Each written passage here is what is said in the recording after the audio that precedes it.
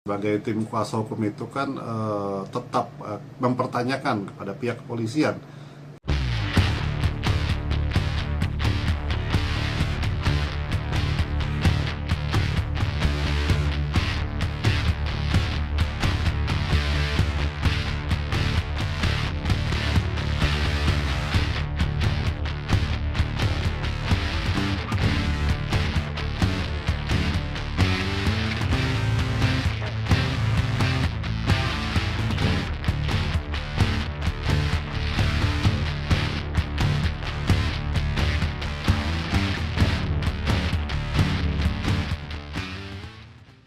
Yang memang dari awal kami sebagai tim kuasa hukum itu kan tetap mempertanyakan kepada pihak kepolisian, karena dari 3 terduga DPO itu sudah jelas perannya masing-masing, ini gimana, yang lain seperti apa. Karena kalau misalkan tiba-tiba dianggap fiktif, berarti kan semua amar putusan, semua putusan-putusan dari pengadilan, dari pihak kepolisian sendiri pun kan semua berarti kan harus berubah.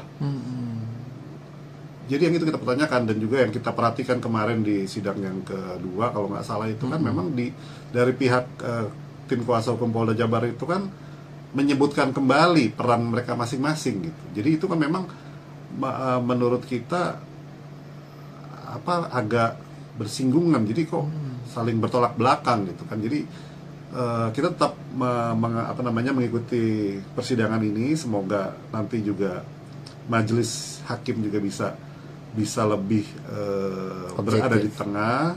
Jadi kita bisa mengetahui apakah itu memang Peggy yang dimaksud atau bukan Peggy yang dimaksud. Jadi tapi kalau misalkan bukan, ya tolong dibebaskan. Kalau memang iya gitu kan, ya tetap harus berarti dicari. Tetap harus dicari yang 2 terduga DPO ini gitu kan. Karena dari pihak Polda Jabar sendiri, kuasa hukumnya itu kan menyebutkan lagi gitu kan. Jadi sebetulnya ini mana yang benar gitu.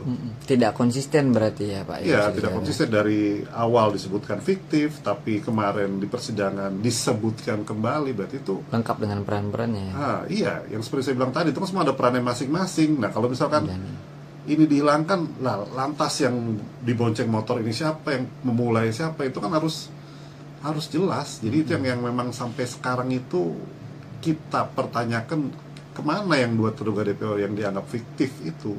Iya, dari awal kan tim Hotman 911 waktu itu Bang Hotman Paris juga bilang gitu kan, kasus ini hanya sekarang berfokus ke Peggy, tapi tidak mengindahkan 2 terduga DPO yang dianggap fiktif gitu kan. Jadi kalau kita melihat di kasus ini, kalau terus hanya di Peggy, nanti kan hanya 2 kemungkinan, antara Peggy itu ditetapkan sebagai tersangka atau dibebaskan, kan hanya 2 itu. Setelah itu masuk ke pengadilan, ya kasus kan dianggap selesai tanpa kita tahu kemana yang 2 terduga DPO itu kan yang harus jadi bagian yang dipertanyakan. Dan saya juga lihat dari kuasa hukum Peggy juga mempertanyakan, tapi kan memang dari pihak saksi ahli yang dihadirkan Polda Jabar kan juga seolah-olah membelokkan setiap ada pertanyaan kemana 2 terduga DPO itu.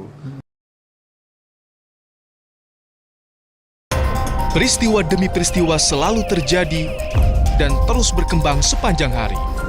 Saat Anda membutuhkan informasi dengan perkembangan berita mutakhir, jadikan kami mata dan telinga Anda untuk berbagai aktualita terkini. Sambut kami sebagai referensi. Ikuti semuanya di Kompas TV, independen, terpercaya.